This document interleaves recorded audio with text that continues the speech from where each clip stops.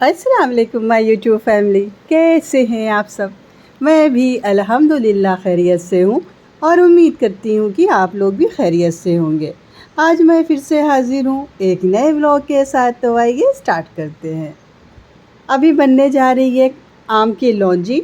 मैं आई गांव तो मैंने सोचा कि क्यों ना यहीं पे बैठे बैठे लौंजी ही बना लूं और वो आम का जो कुचला वाला खट्टा वाला अचार बनता है उसको भी बना लूं, क्योंकि यहाँ पे आसानी रहती है।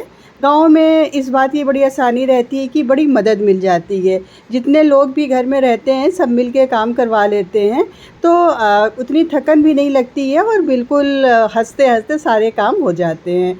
मोहसिन भाई भी आम काटने में मदद कर रहे थे, शबाना भी पूरा आम काट रही थी, मैं मसाला वगैरह तैयार कर रही थी। तो इस तरह से जब काम होता है ना तो काम बड़ी आसानी से हो जाता है, थकावट बिल्कुल नहीं लगती है, बिल्कुल हंसते बोलते सारे काम हो जाते हैं। तो मैंने शबाना से बोला कि शबाना थोड़ा सा आम मुझे ऐसे कट करके दे दो, मैं थोड़ा सा कुचले वाला जो ये अचार बनता है इसको बना लूँ। ये बहुत ज़्यादा तो मेरे घर में नहीं खाया जाता है, लेकिन हाँ कभी जैसे दाल चावल बना तो बच्चे मांगते हैं, कभी पराठा बना तो बच्चे मांगते हैं, तो इसलिए बस थोड़ा सा ही मैं ये वाला बनाऊंगी अचार कुचला वाला, और बाकी लौंजी बनाऊंगी। तो ये बड़ा सिंपल सा मेथड होता है, ये बहुत आसानी से बन जाता है। बस आम को ऐसे पतले पतले लंबे लंबे काट लीजिए, कट कर लीजिए, मतलब पतला पतला कट करेंगे तो जल्दी गल जाएगा। अगर आप मोटे मोटे कट करेंगे तो वो थोड़ा सा टाइम लेगा, बस यही फ़र्क रहता है और कोई ज़्यादा ख़ास फ़र्क नहीं रहता है। और इसका बनाना इतना आसान है, बस इसको एक डब्बे में ट्रांसफ़र कर दीजिए। ये टॉफ़ी चॉकलेट वाला डब्बा है, ये वहाँ गाँव में रहता है। हस्बैंड इसी में भर भर के टॉफ़ी चॉकलेट वगैरह ले जाते हैं वहाँ पे बच्चों के लिए, तो ये डब्बे वहाँ पे अफराद रहते हैं। तो इसी को मैंने साफ़ कर लिया, उसमें डाल दिया आम कच्चा वाला, उसके बाद फिर उसमें शामिल कर दिया नमक ऐसे ही अंदाज के, और शामिल किया पिसी हुई लाल मिर्च, हल्दी पाउडर और ये सरसों का तेल। ये सरसों का तेल घर का है, जो घर में पहले सरसों होती है, घर में खेत में सरसों होती है। खेत में अगर नहीं होती है तो हस्बैंड बाय कर लेते हैं, मतलब साल भर हम लोग घर का ही तेल खाते हैं जो सरसों से निकलता है। तो वही प्योर वाला ऑयल था, उसको शामिल कर दिया। उसके बाद फिर थोड़ा सा लहसुन तेल में पीस के, पानी नहीं शामिल किया था, लहसुन को तेल में पीस के और उसको शामिल कर दिया था। फिर इसको मिक्स कर दिया। अब ये 3-4 दिन तक ऐसी डब्बे में रहेगा और ये गल जाएगा, बन जाएगा आम का कुचला वाला अचार। थोड़ा सा मंगरेल शामिल किया था, बस थोड़ा सा, ज़्यादा नहीं, और थोड़ा सा सौंफ का पाउडर। अब बनने लगी है आम की लौंजी। कुकर ले लिया, कुकर में थोड़ा सा कुकिंग ऑयल शामिल किया, वही सरसों का। खटाई अचार चटनी ये सब जो बनती है ये सरसों के ऑयल में ही मज़ा देती है। तो ऑयल शामिल कर दिया, उसके बाद आम शामिल कर दिया और 3 हरी मिर्च को पतला पतला काट के शामिल कर दिया था। इसमें मिर्च नहीं जाती है तो ये हरी मिर्च ही शामिल कर दिया था। उसके बाद फिर इसमें शामिल किया नमक और ये मंगरेल, इसको कलौंजी भी बोलते हैं, सौंफ का पाउडर। उसके बाद इसको गला लेंगे, चीनी फ़ौरन नहीं शामिल करना है। अगर आप चीनी साथ में शामिल कर देंगे तो ये जो आम है ना, ये आम उस तरह से फिर ये अच्छे से गलेगा नहीं, कड़ा कड़ा सा रहेगा। तो चीनी जब आम गल जाएगा उसके बाद फिर आप चीनी को शामिल करिएगा। और ये देखिए इसका लुक कितना शानदार लग रहा है। ये जब मैंने पूरा बना लिया इसको, उसके बाद ये देखिए जो कुचला वाला मैंने अचार बनाया है खट्टा मीठा सा, जब ये गल जाएगा ना तब मज़ा आएगा खाने में, पराठे से, पूड़ी से, दाल चावल से। खैर, लौंजी में अब शामिल किया गुड़, थोड़ा सा गुड़ शामिल किया। एक डब्बा मुझे दिखा उसमें 5-6 पीस गुड़ का था, तो मैंने शबाना से बोला कि इसमें थोड़ा सा गुड़ शामिल कर दो, गुड़ का भी फ्लेवर आ जाए, और चीनी शामिल कर दो। अंदाज़ के चीनी शामिल किया। मैं कोई भी आपको मेज़रमेंट नहीं बता रही हूँ, आप अपने हिसाब से शामिल करिएगा, बस मैं मेथड बता रही हूँ कि किस तरह से बनता है। बाकी आप अंदाज़ के चीज़ें शामिल करिएगा। मैं भी अंदाज़ के ही डालती हूँ, कोई मेज़रमेंट नहीं है यहाँ पे, कोई तराजू नहीं है, बस अंदाज़ शामिल करने के बाद फिर से इसको गैस पे रख दिया जिसमें चीनी मेल्ट हो जाए, और इसको चलाते रहेंगे। नहीं, ये नीचे से जलने लगता है तो चिपकने लगता है, तो आप इसको चलाते रहिएगा। इसको गैस पे चढ़ाने के बाद हटिएगा नहीं, कंटिन्यू चम्मच चलाते रहिएगा और किचन में ही रहिएगा।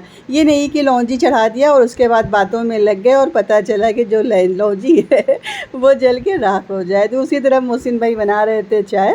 थोड़ा सा ड्राई पुदीना भी शामिल कर दिया था लौंजी में, ये जो कुलचरा वाला अचार था उसमें। और ये देखिए लौंजी बन के तैयार हो गई, खट्टी मीठी सी मज़ेदार वाली। थोड़ी सी वहाँ पे इसको मैंने खाई भी थी। पहले इसको लाके बाहर रख दिया था क्योंकि मुझे इलाहाबाद वापस जाना था, तो ये था कि ये ठंडा हो जाए फिर इसको डब्बे में ट्रांसफ़र करके जाऊँ, नहीं ये ऐसी कुकर में यहाँ पे पड़ी रहेगी। तो उसको मैंने पंखे के नीचे लाके बाहर रख दिया था। फिर वो जब ठंडी हो गई तब इसको 2 कंटेनर में रख दिया। एक डब्बा तो मैं इलाहाबाद लेके आई और एक वहीं गाँव में छोड़ दिया कि कभी हस्बैंड का दिल चाहेगा तो वो खा लेंगे। तो हस्बैंड के लिए वहाँ छोड़ दिया और अपने लिए यहाँ लेके आई। और थोड़ा सा मैंने छोला चावल के साथ ये लौंजी मैंने खाई भी थी, ट्राई की थी, बहुत अच्छी बनी थी लौंजी, बिल्कुल मज़ेदार, बहुत अच्छा टेस्ट आ रहा था खाने में, खट्टा मीठा सा।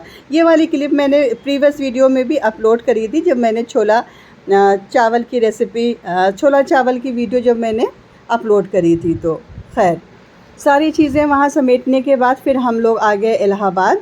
और यहाँ जब आए तो अगरबत्ती ख़त्म हो गई थी। डेली शाम में अगरबत्ती जलती है, तो अगरबत्ती ऐसे बल्क में आती है, पूरी पैकेट के पैकेट आती है जिसमें ज़्यादा दिन तक चल जाए, रोज़ाना टेंशन ना रहे कि अगरबत्ती ख़त्म हो गई है। तो ये वाली अगरबत्ती आती है, बहुत इसकी फ्रेगनेंस बहुत अच्छी होती है, बहुत मतलब कि बहुत अच्छी वाली इसकी फ्रेगनेंस रहती है। तो मैंने शेयर कर दिया आप लोगों से कि अगर आप लोग भी अगरबत्ती घर में जलाते हो तो ये वाली आप एक बार ट्राई करिएगा, बहुत ज़बरदस्त इसकी स्मेल रहती है। और कुछ सामान मंगाया था इब्ने अब्बास से, ये धनिया मंगाई थी, हरा मिर्चा मंगाया था।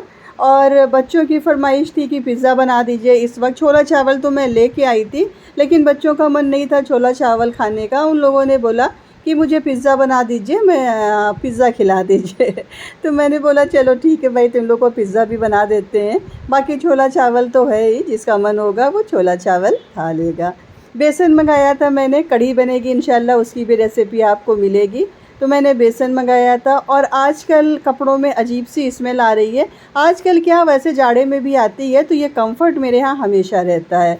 तो ख़त्म हो गया था, तो मैंने इब्ने से बोला कि कम्फ़र्ट भी लेके आना। थोड़ा सा अगर इसको एक ढक्कन भी शामिल कर दें कपड़ों में, वॉशिंग मशीन के अंदर डाल दें तो कपड़े में बहुत अच्छी सी स्मेल आती है। खैर अब बनने लगा है पिज़्ज़ा। मैंने यशब से बोला कि मैं सारी चीज़ें कट कर दे रही हूँ, बनाओगी आज तुम। तो यशब आ गई मेरे साथ किचन में और ये बनाने लगी पिज़्ज़ा। बना तो था बिल्कुल सिंपल और सादे तरीके से, लेकिन जो टेस्ट था ना वो डोमिनोस वाला भी फेल था इसके आगे।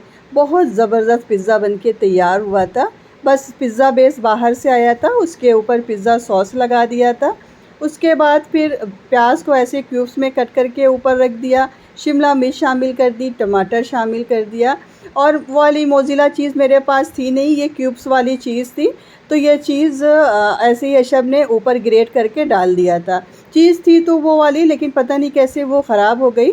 फ्रीज़र में नहीं रखी थी मैंने, फ्रिज में रखी थी, कुछ बनाया था मैंने शायद, उसके बाद मैंने फ्रिज में रख दी थी। जब आज निकाला तो पूरे चीज़ में फफूंदी लगी हुई थी। तो चीज़ आप जब भी रखें वो आप फ्रीज़र में ही रखिएगा, फ्रिज में मत रखिएगा, नहीं आपकी भी चीज़ ख़राब हो जाएगी। पिज़्ज़ा जब पूरा असेंबल हो गया उसके बाद फिर पैन चढ़ा दिया। ओवन में नहीं बना रही हूँ, पैन पे बना रही हूँ, बिल्कुल सिंपल तरीके से चढ़ा दिया ये पैन। और पैन में थोड़ा सा बटर शामिल किया जिसमें नीचे से ये लगे नहीं, पिज़्ज़ा बेस जो है वो जले नहीं, नीचे से चिपके नहीं। और बटर शामिल करने के बाद पिज़्ज़ा रख दिया और लिड लगा दी। लिड लगा के बस थोड़ी देर तक स्लो फ्लेम पे इसको पकाया और उसके बाद फिर चेक किया तो चीज़ मेल्ट हो गई थी और नीचे से जो इसका बेस था वो पक गया था।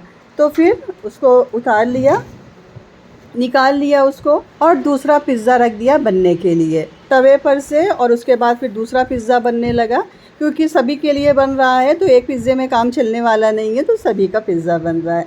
और ये छोला जो मैं लेके आई थी, मैंने सोचा इसको बॉईल कर लें, इसको खौला लें, नहीं ये ख़राब हो जाएगा। तो सुबह से वहाँ पे बना हुआ था, सुबह क्या दोपहर से बना हुआ था, लेकिन जब खाना दूसरे बर्तन में पलटा जाता है ना तो खाने को खौला लेना चाहिए, नहीं तो खाना ख़राब हो जाता है। चाहे वो सालन हो, दाल हो, कुछ भी हो, सब्ज़ी हो, या तो आप फ्रिज में रख दीजिए या तो आप खौला लीजिए। और अदरक लहसुन ये हेल्पर सुबह पील करके चली गई थी, मैंने उससे बोला था कि अदरक लहसुन ख़त्म हो गया है तो तुम बस इसको छील देना अच्छे से, मैं आके इसका पेस्ट बना लूँगी।